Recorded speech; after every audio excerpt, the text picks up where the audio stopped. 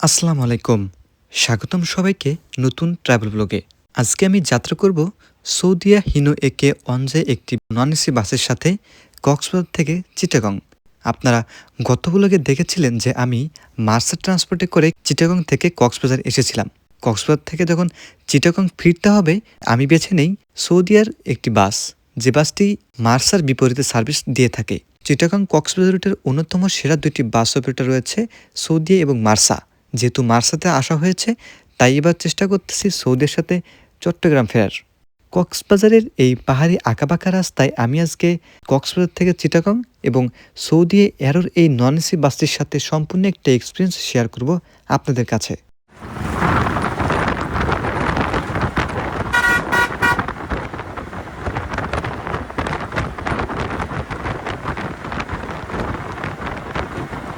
আমার আজকের ট্রাভেল ম্যাপটা যদি আপনাদের একটু দেখাই, গত ব্লগে যারা আমার চিটাগং থেকে কক্সবাজার যাওয়ার ম্যাপটা দেখেছেন একই ম্যাপ, শুধু উল্টো দিকে আসবো, মানে কক্সবাজার থেকে চিটাগং আসবো।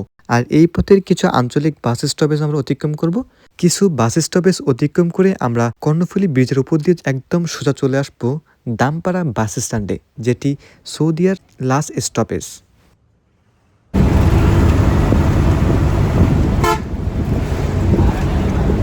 সৌদিয়াতেও যে লেল্যান্ড বাস রয়েছে এটা আমার জানা ছিল না। এই বাসটি যে দেখতে পাচ্ছেন এটা লেল্যান্ড বাস, এটা যাচ্ছে চিটাগং থেকে কুমিল্লা।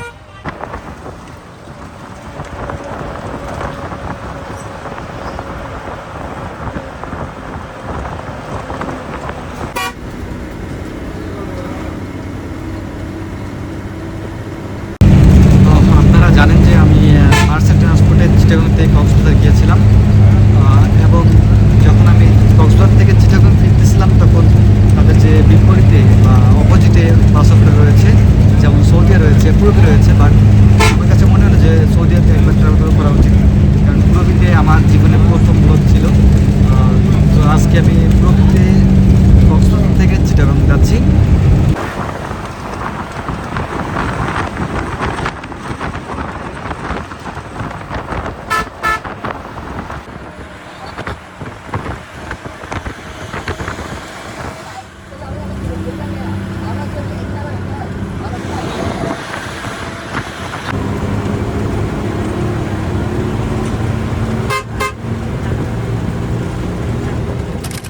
আমি এখন আছি কক্সবাজার বাস টার্মিনালে সৌদিয়া কাউন্টারের সামনে। এটা বিশাল পরিমাণ একটা কাউন্টার।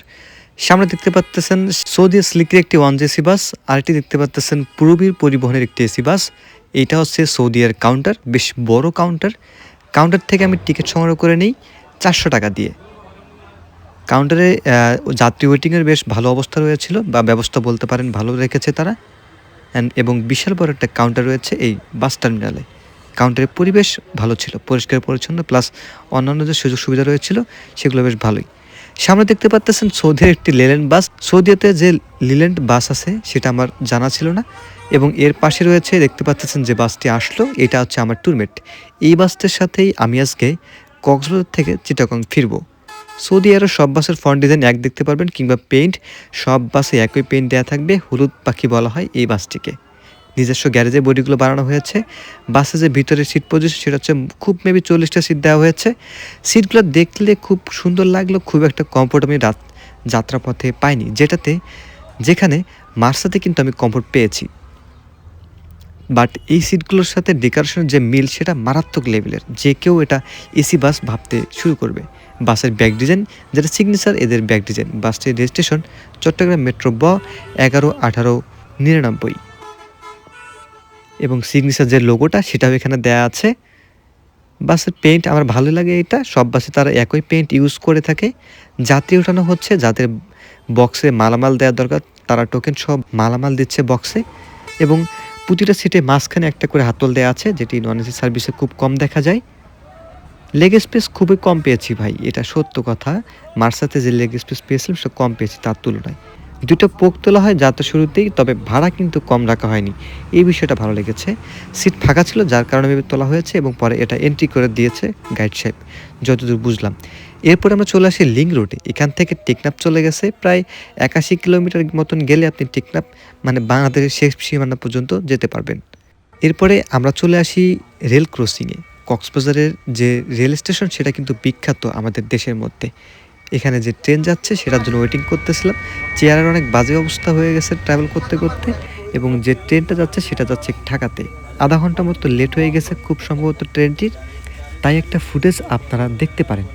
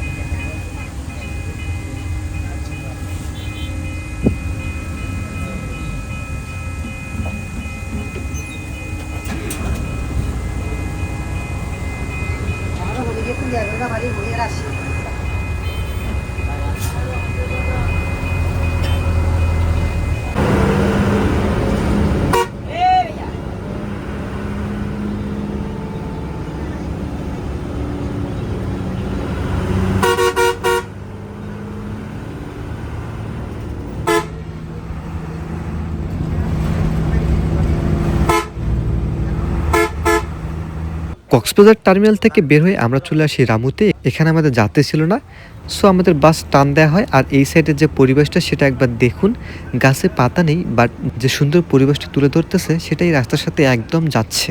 পাহাড়ি রাস্তায় এমন শুকনো শুকনো গাছগুলো দেখে মনে হচ্ছে যেন আমি মরুভূমির ভেতর দিয়ে যাচ্ছি। হিনো একে অঞ্জে বাসের গর্জন সাথে শুকনো এই পরিবেশ আমার কাছে অন্য লেভেলের ট্রাভেল এক্সপিরিয়েন্স নিয়ে আসতেছে। দিনের বেলা হওয়াতে এই রাস্তায় ছোট যানবাহনের অনেক চাপ পাবেন আপনারা। সো যেখানে আমাদের 4 ঘন্টায় জার্নি হওয়ার কথা সেখানে 1 ঘন্টা প্লাস বা আধা ঘন্টা প্লাস সময় লেগে যেতে পারে। বাকিটা ভিডিও শেষে আপনাদের জানাচ্ছি। আমাদের বাস এখন ছুটে চলতেছে কক্সবাজার থেকে চিটাগাংয়ের উদ্দেশ্যে।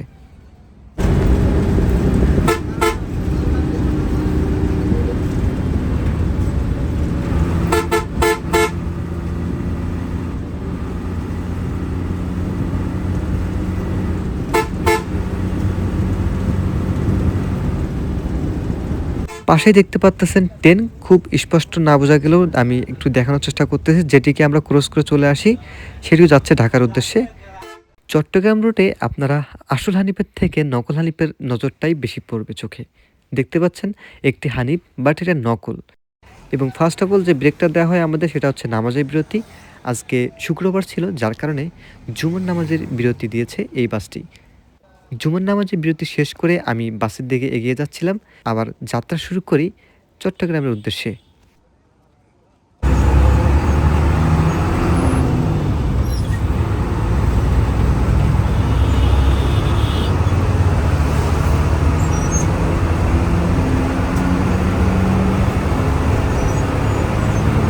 কক্সবাজার চিটাগং এই পাহাড়ি রাস্তার সৌন্দর্য কিছুটা উপভোগ করতে পারেন। আঁকাবাঁকা পথে ছুটে চলছে সৌদি এরোর একটি বাস। জাপানি হিনো অঞ্জে বাসের গর্জন শুনতে শুনতে চলুন এই রাস্তাটি পাড়ি দেয়া যাক।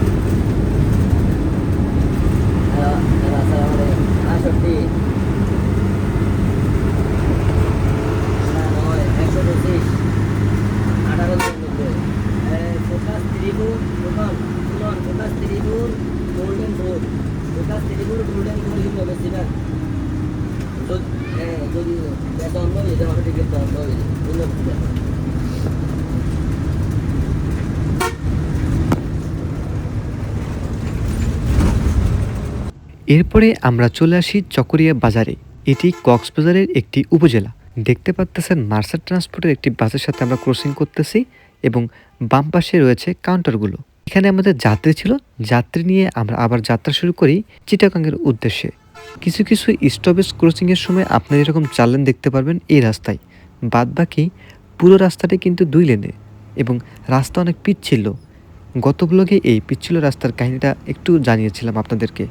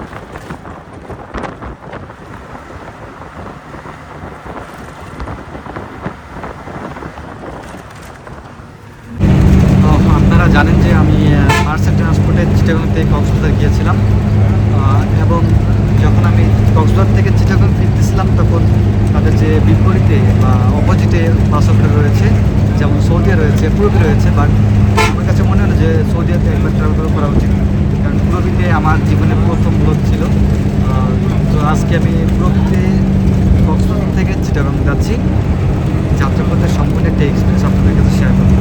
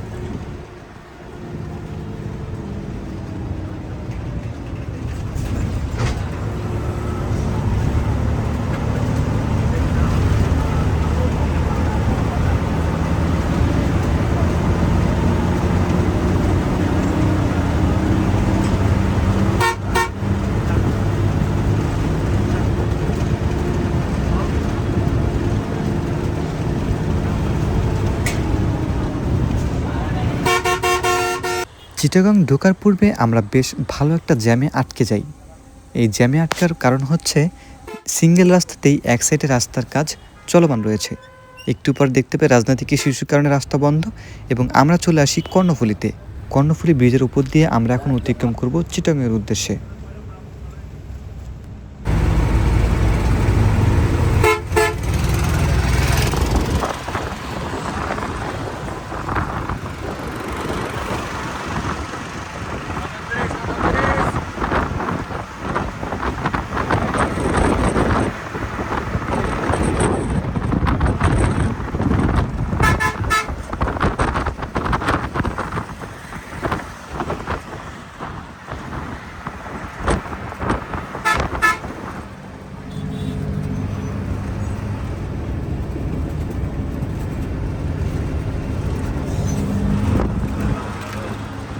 আমরা এখন চিটাগং শহরে রয়েছি। শহরের জ্যাম এড়াতে আমরা ফ্লাইওভার ব্যবহার করতেছি। আমাদের last stoppage Dampara bus stand, সেখানে আমরা নেমে যাব এবং আমাদের বাস এখন চিটাগং শহরের ফ্লাইওভার দিয়ে চলতেছে। যেখানে যেখানে যাত্রী নামানোর প্রয়োজন সেখানে গাইড সাহেব যাত্রী নামিয়ে দিচ্ছেন। শেষমেশ 4:45 আমাকে দামপাড়া নামিয়ে দেয় এই বাসটি।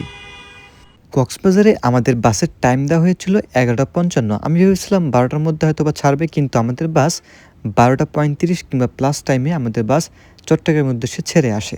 এদিকে দিনের রাস্তার জ্যাম প্লাস অন্য বাস চলে চালিয়েছে মোটামুটি, আর এই রাস্তায় আহামরি ট্রেনে আসার কোনো স্কোপ নেই। সেদিক থেকে 70, 75 কিংবা 80 স্পিড ধরে আসতেছিল, এর বেশি আমি স্পিড পাইনি। আমাদের বাস নামিয়ে দেয় আমাকে দামপাড়াতে 4:45। হ্যাঁ, বলতে পারেন প্রায় 4 ঘন্টা 30 মিনিট প্লাস সময় লেগেছে আসতে। সিট খুব একটা কমফোর্ট পাইনি, বাসের কন্ডিশন ভালো ছিল, জাপানি যেহেতু বাস কন্ডিশন ভালো পেয়েছি, ওভারঅল সার্ভিস হ্যাঁ ভালো পেয়েছি। বাট আমার কাছে কেন জানি মনে হচ্ছে যে মার্সাতে সেরা লেগেছে আমার কাছে। সবাই ভালো থাকবেন, দেখা হবে নতুন কোনো ট্রাভেল এক্সপিরিয়েন্সে, নতুন কোনো রুটে, নতুন কোনো বাসের সাথে। আল্লাহ হাফেজ।